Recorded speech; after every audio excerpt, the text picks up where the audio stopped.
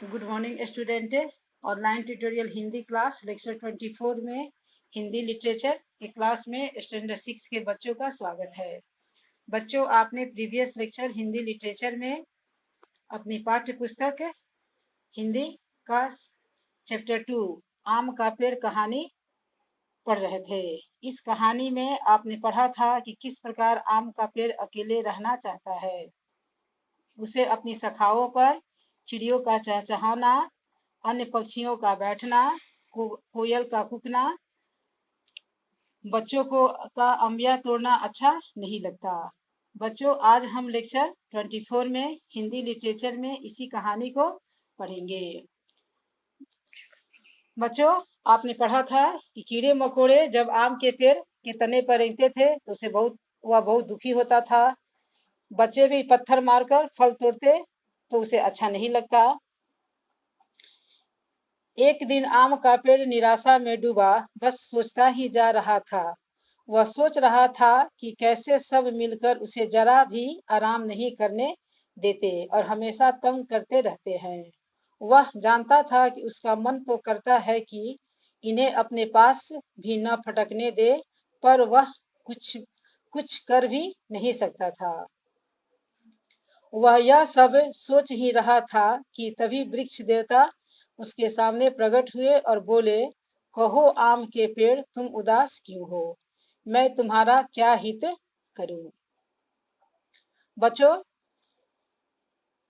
एक दिन आम का पेड़ इसी तरह निराशा में डूबा, सोच रहा था कि वह क्या करे। सब उसे हमेशा तंग करते हैं, लेकिन वह जानता था कि वह कुछ नहीं कर सकता है। इसी सोच में वह डूबा था, तभी वृक्ष देवता उसके सामने प्रकट हुए और उसके उदासी का कारण उनसे पूछे। तब वृक्ष देवता के पूछने पर आम ने कहा, आम का पेड़ बोला, हे स्वामी, मैं बहुत दुखी हूँ। पक्षी मुझे शांति से नहीं रहने देते, हमेशा मेरे फल तोड़ तोड़ कर खाते रहते हैं। वे मेरे पत्ते अपनी बीट से भर देते हैं और मेरी सुंदरता को खराब कर देते हैं। कीड़े मकोड़े मुझ पर रेंगते रहते हैं। कोयल शोर मचा मचा कर मेरी नींद में बाधा डालती है। बच्चे फल तोड़ने के लिए मुझे पत्थर मारकर सताते रहते हैं। मैं चाहता हूँ कि मुझ पर फल और पत्ते न लगे, ताकि कोई मुझे तंग न कर सके और मैं आराम कर सकूं। बच्चों, वृक्ष देवता के पूछने पर आम ने अपनी परेशानी वृक्ष देवता को बताई। वह बोला कि मैं चाहता हूँ कि मैं शांति से रहूं, पक्षी मुझे तंग नहीं करे, मेरे फल फूल कर कोई तोड़कर नहीं खाए। मैं चाहता हूँ, वह वृक्ष देवता से बोला कि मैं चाहता हूँ कि मुझ पर न फल लगे न पत्ते लगे, ताकि मुझे कोई तंग न कर सके। उसकी व्यथा सुनकर वृक्ष देवता ने उसे आशीर्वाद दिया और कहा, तथास्तु, तुम्हारी यह इच्छा पूर्ण हो। यह कहकर वे अंतर ध्यान हो गए। वृक्ष देवता के कहने पर पूछने पर आम के वृक्ष ने अपनी परेशानी बताई। वृक्ष देवता ने उसे मनचाहा आशीर्वाद देकर, वरदान देकर चले गए। कुछ दिनों ही बीते थे कि आम के पेड़ के पत्ते धीरे धीरे सूखकर झड़ने लगे। थोड़े ही दिनों में बसंत ऋतु आई और जंगल के सभी पेड़ पौधे पर कोमल और हरे हरे पत्ते लहलहाने लगे, परंतु आम के पेड़ पर नए पत्तों ने अंकुर नहीं लिया। गर्मी आई, लेकिन आम के पेड़ पर मंजरियां नहीं खिली, वह ठूठ सा खड़ा रहा।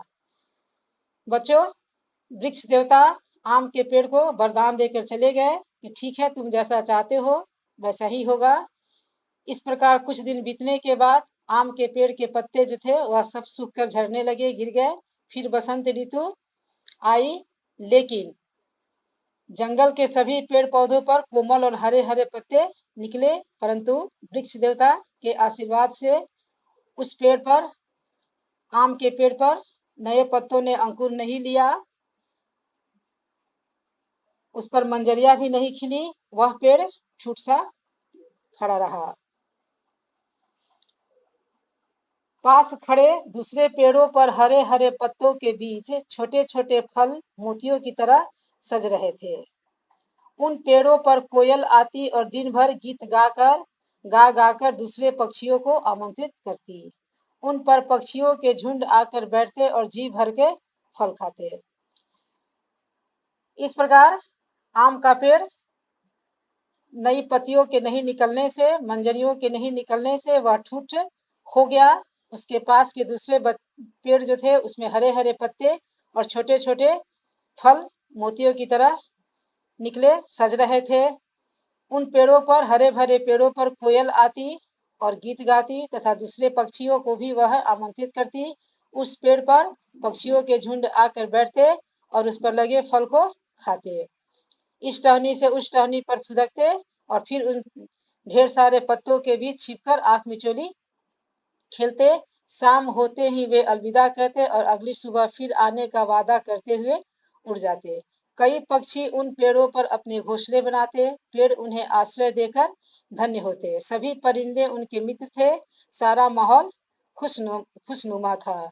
दोपहर को कई पथिक थके हुए आते। वे उन वृक्षों की शीतल छाया में बैठकर सुस्ताते। इससे उन पेड़ों को बहुत तृप्ति मिलती है। तो बच्चों, आज ने इस पैराग्राफ में आपने ये पढ़ा कि किस प्रकार आम का पेड़ पशु पक्षियों से परेशान होकर वृक्ष देवता से वह वरदान मांगता है। वृक्ष देवता उसे वरदान दे देते हैं और उस पर अब न नई पत्तियां निकली हैं, न उस पर मंजर निकले हैं। अब कोई पक्षी उस पेड़ पर नहीं आता। अब पेड़ अकेला चुपचाप खड़ा है। फिर बच्चों, हम नेक्स्ट क्लास में, आज की क्लास में आप लोग को यही तक, फिर नेक्स्ट क्लास में हम आगे इस कहानी को आगे पढ़ेंगे। आज के लिए धन्यवाद।